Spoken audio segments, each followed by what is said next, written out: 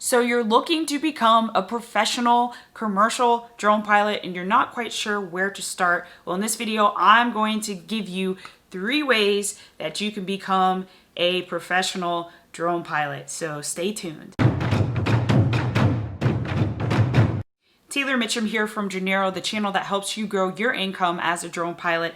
And like I said, I'm going to help you start your journey to become a commercial drone pilot. So the minimum requirements in order to get any sort of work out there, whether you're going to start your own business, whether you're going to join a company, become a pilot on their roster, or etc., is that you need a license plus training. So the license that you're going to need is a Part 107 license, and the training that you're going to need is flight experience doing something. And so I'm going to share with you 3 ways in order for you to get the license plus the training / experience required. The first way to become a professional commercial drone pilot is to join the military, and the military will give you the training as well as the certificates that you need in order to fly in the US airspace for free. In fact, they'll pay you to do it. So that's one of the pros of joining the military. They'll bring you in, you can come straight out of high school, and if you're able to get a slot, and I'll kind of go into each of the branches and how to get a slot very briefly, but if there's a slot available and you qualify, you can join the military. They'll train you to fly their aircraft. Each branch flies different aircraft. Typically they're larger aircraft, larger than what you would find at Best Buy, for example. And they'll train you, they'll get you to where you can pilot the aircraft, and it's really good training that's going to help you once you get out of the military, or if you join the reserves or the National Guard once you finish your training, since the National Guard and the reserves are part-time. But the Army, the Marines, and the Air Force allow people directly off the street to come in and get involved in unmanned aviation. The Navy, you have to join and then put in a packet in order to transfer into unmanned aviation.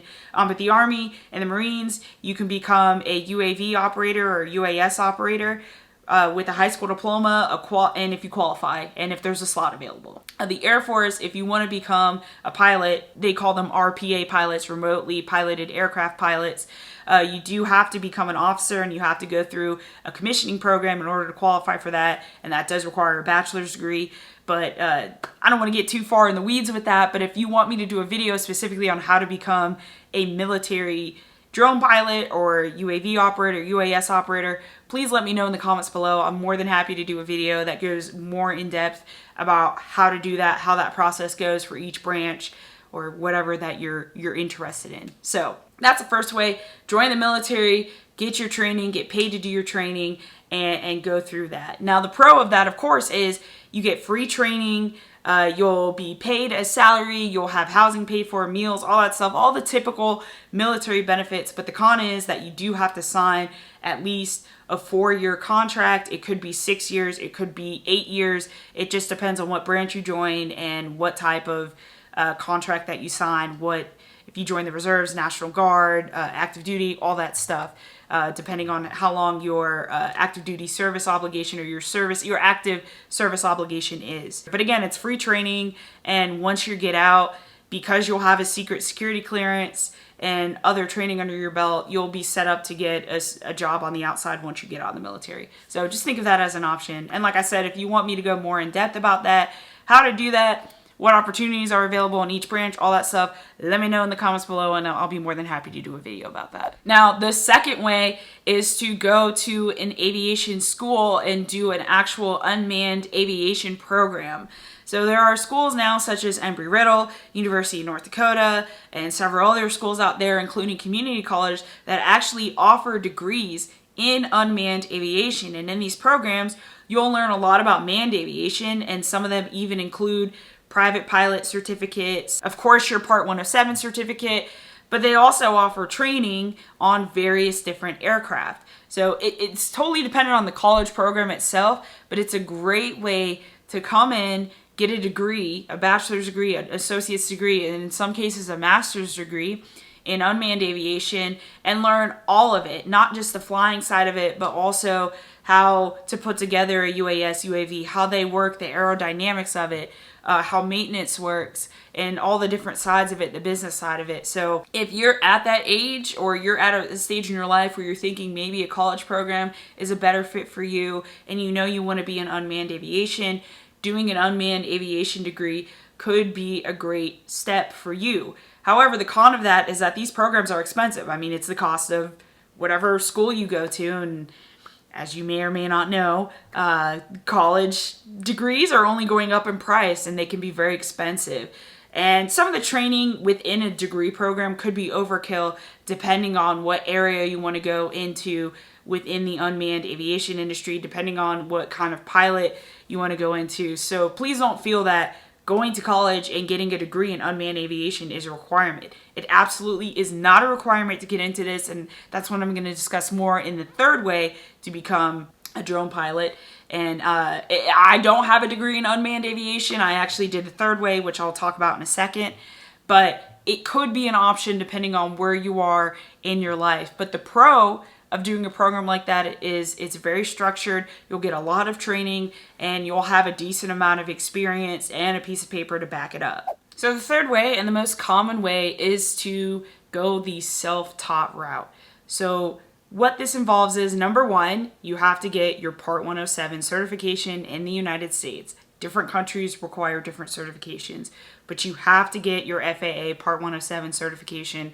And I have a video on my channel already all about that I will link somewhere up here, and I'll also link it in the description below, of course. Before, during, and after that time, you should be flying as much as you possibly can, even if it's a little tiny Whoop drone, which are those little toys. In fact, let me grab one for you. Let me get one.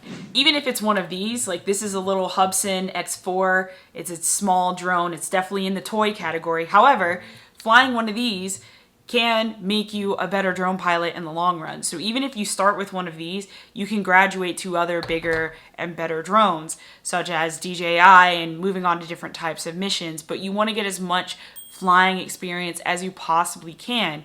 And if you're unable to make that larger investment, because drones are expensive, they can be a few $1,000s, I would suggest you try and find an employer that's willing to train you. The pay isn't the greatest at first, especially if you're very entry level, very, very new, but it can give you that experience that you need in order to get to a higher and higher and higher level if you're going the self-taught route. Personally, this is something that I did. I went the self-taught route. I started flying drones. I got my Part 107. I started getting into more and more commercial projects, and slowly but surely I started building up my flight hours and my portfolio of projects that I've done. And that's how I went. Now, you know, this was 4 or 5 years ago. Now there are so many classes and different programs and things out there. Even if you don't want to go the university route or the military route, there are a lot of shorter classes, 1 week, 2 week, 3 week classes out there. A lot of people online who put out tutorials and things. So it's much easier to learn, not only learn how to fly a drone, but also learn how drones are helpful to different clients and things like that, and to get the necessary skills that you need in order to become a great pilot. Now, one thing I do want to say about being a great pilot is understanding why they are hiring you to do what you do. So no one hires someone to fly a drone around in circles just for the fun of it, unless you're in racing, of course, because that's considered entertainment. They hire you to fly a drone because you are able to collect some sort of data that's helpful to someone else.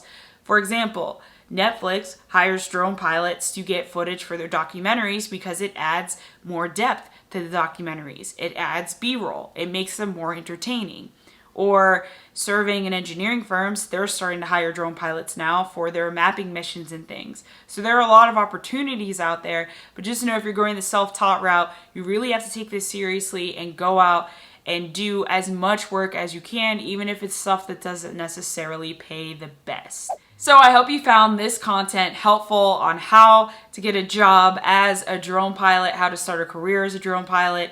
If you did, I would really appreciate it if you smash that like button, hit subscribe, and hit the notification bell so that you know when I post videos on how to grow your income as a drone pilot. I'm Taylor Mitcham, this is Dronero, and I'll see you in the next video. Fly safe!